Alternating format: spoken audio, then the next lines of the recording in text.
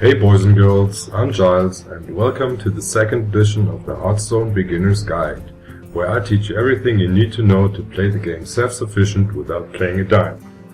So, we just finished this tutorial in the last episode and now start to obtain gold, because we do not want to buy any packs like you can see here.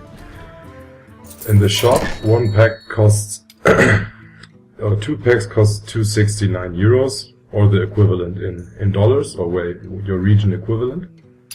And we don't want to buy packs with our gold and not with money. Because we can obtain gold via quests, which I will explain in the next minutes, or the arena. To do the arena, we need to get more gold, like you can see. We have 0 gold.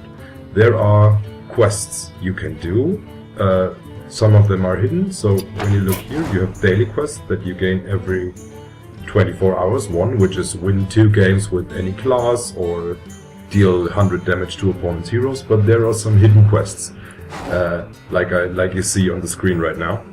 Some of them you can just ignore, you will get them while playing, or these are targets for later heroes. As you can see, acquire every pirate, or acquire every murloc, or stuff like that, or purchase Diablo Reaper of Souls Collector's Edition. These are all advertisement stuff that we don't need. I crossed them out here, and just with my awesome paint and Photoshop skills I crafted them together, and there you can see all the quests that we are interested in doing right now. So, we want to do the first thing we want to do, because leveling up a hero gives you free cards for every level, and you see there the basics, collect every card in the basic set gives 100 gold. So we want to combine the get any class to level 10 and the collect every card in the basic set. So this is what we are going to do at first, and we will combine that also with the defeat every expert AI hero. So we have just 300 gold, we have net gain in the bank. But the game wants us to practice, and with our mage unlock a new hero, which we will do right now. So we have now 10 out of 20 basic cards, and with every level, as you see here, with every game we lose or win. Winning gives more XP. We unlock new cards for our mage, and when we have every 9 hero with every 20 cards unlocked, we will get the got the basics quest. So we choose Jaina and practice against challenge your favorite hero first. Let's say the hunter. So we have to defeat every of the classes. Here you can see all of 9 of them. Personally, I choose Uther the Panther. Okay, the tavern dwarf wants to play against Uther, so let's do that. We are playing against Uther. Ooh. I haven't looked at my deck right now, because I think the starter decks are more than basic, are more than enough to beat all the AIs. Jaina versus Uther. So let's practice. I will fight with honor. This hand is pretty bad, because we only have 4 and 5 drops. You don't like some of those cards, you can replace them. So he explains it too, we can replace them, and because we want to have a good early game and start with the momentum on our side. We want to control the game, so we need to have early drops, which we didn't really get. You're going second, so you get the coin. That's Use it what wisely. they didn't tell in the tutorial. When you go second, you get the coin, which is basically one temporary mana crystal for this round. Let's see what he does. He's just doing a minion. Okay. Reporting for duty. So, to just get the momentum on our side. No, we don't need to do that. We can wait. We can just kill them off. Again, which is perfectly fine. And I think we are just doing the same again. We don't need to hurry, we can just keep the board control, remain our cards, and see what he's playing. Because now, with the coin in our hand, we have 5 mana and can start gaining momentum. So what we will do, we don't even need the coin, that's perfect. So we just shoot that up, and have now the momentum on our side with our little shot. Which is pretty good. Okay, let's do nothing. And we can trade a 2 mana card with his 5 mana card, which is pretty good, which we are happily going to do. Then we can play our Raptor and our Rapier. Okay, what's the other basic stuff? When you hover over here, you can see how many cards your opponent has in his hand. when you hover over the decks, you can see how many cards are left in the deck. Hammer of Wrath is a pretty good card. Can you see it here? It should come up there. It is pretty expensive for 3 damage, but it replaces himself, so that's pretty good.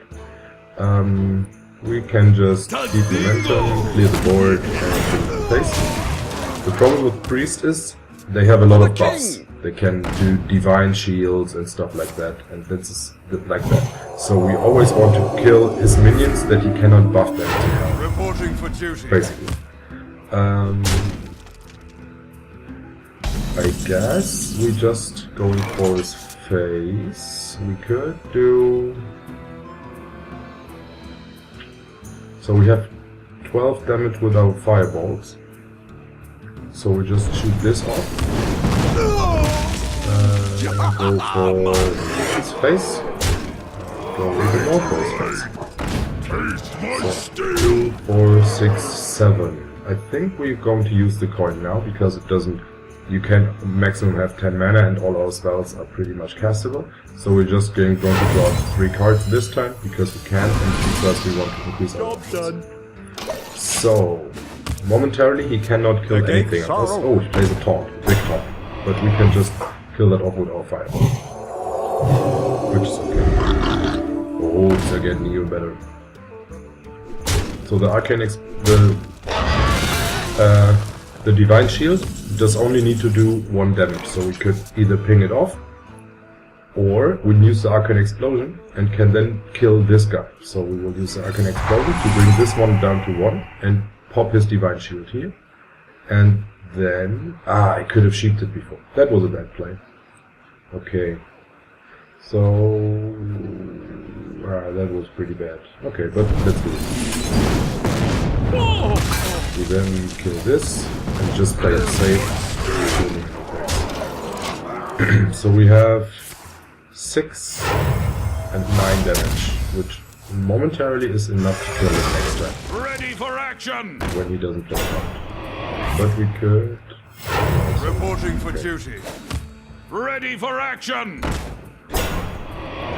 So much taunt. Let's see what the arcane is. So we can finish that one up. And this is a pretty bad trade. But I guess we can do it. Just go with the knight, play some big dudes. Yeah, it's fine. My steel! So if we place anything big, we can now still have the board control. And if we place anything big like this, we can just polymorph it and be perfectly fine. Reporting for duty. Or we could just kill him, because he's going down 5 with the fireball instead. This one's mine. So we unlocked the first hero, the paladin. Awesome. We got XP. Paladin's heroes unlocked 2 out of 9. And we gained the Frostball, which is a pretty good card. It's 3 damage for 2 mana and it freezes something. Freeze means that it cannot do something the next turn. I guess in this episode we will... My collection. Let's look at the collection first. Yeah. So... This is a great place to make a custom deck with deck your favorite cards. Build a new mage deck.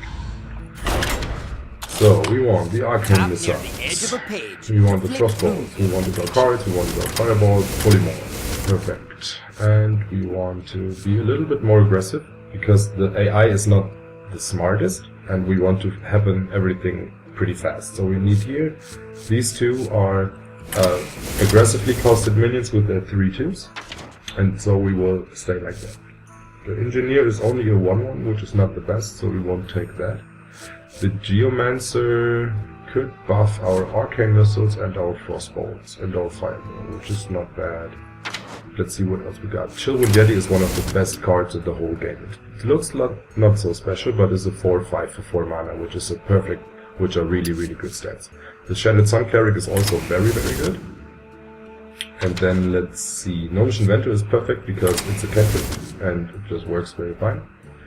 Booty Bay is something like the opposite of the Senjin. The Senjin has a really big butt and nothing much can go next to him. past him. But the Booty Bay Bodyguard has 5 power and is so pretty strong. But I guess we're going for the Senjin, just to be a little more defensive. The Nightblade is perfect. We have a lot of little minions, so we will play with the Frostbolt Warlord, which is a really good card. The Stormplank Commando is a card where just a 2-for-1 is on the card. So it just says, this card is a 2-for-1. It deals 2 damage when it comes to play and kills a minion, and with its normal attack value it should kill another one. These cards are too expensive with their 7 mana, we don't want them right now. And we just go with the Boulder Fist, which is just like the Chillwind Yeti, just a huge dude for reasonable amount of mana. So we have 4 places left, we take the Gurubashi and the Boulder Fist, That deck looks solid. and are done. Take her out for a spin. I'm just gonna name that. Unlock all the heroes. Heroes. Perfect. Done. Back.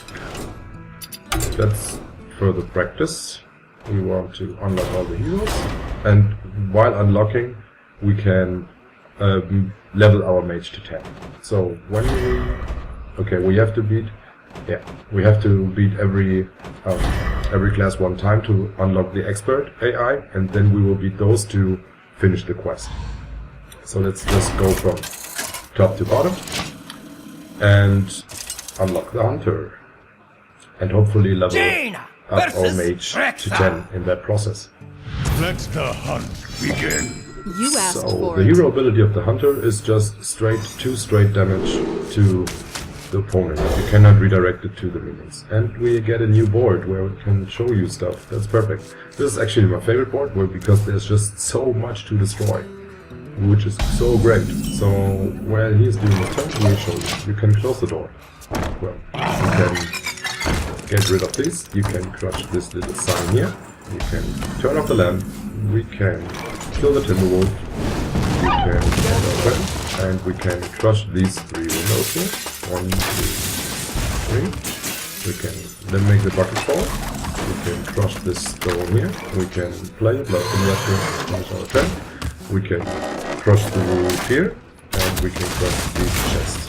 And the rest is just temporary stuff, like the Griffin could look it up, or the banner here moving and stuff like that. So we only have damage, which is not the best thing, but I think we will spare that if we place any big minions. And just try, we have 4 damage per turn, which is perfectly fine. We're just waiting to play the winning game. Because we have the momentum, and we can keep the momentum with all the kill spells we have in our hand. He's coining up again to 4. Oh, he's coining to steady shot. That's stupid. So never coin to play your hero ability. That's just not worth it. Slime Ooze. So Slime Ooze has the battle cry that destroys the opponent's weapon.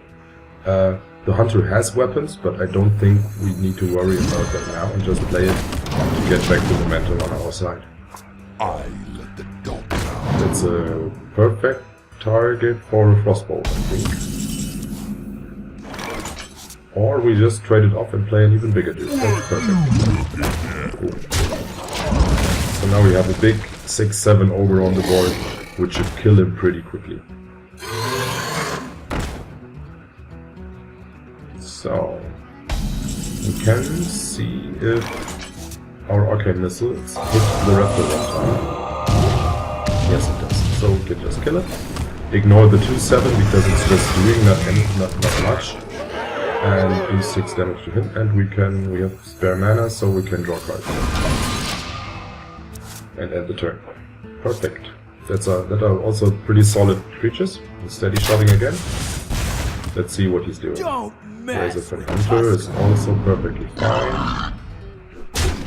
That's a good one. So we can just finish that off with our hero ability and just ignore the other dudes. Boom. 6 to his face. And next turn he should be dead, I guess. So we have Frostbolt, we have 9 mana, so this is 12 damage, so he's just dead next turn. Play this, and just Frostbolt him if he finds the weapon or not. Because now he's frozen for his whole turn. If he draws a weapon, he cannot attack us because he's slow. And that should be game. Yeah. So he's not even bothering to kill our minions. I don't know why he won't do that. Just kill him with those. But I guess it's just a normal AI, so it's not the hardest opponents. But you gotta do what you gotta do, right? Hunter unlocked. Nice. Ah, you've got a new quest. First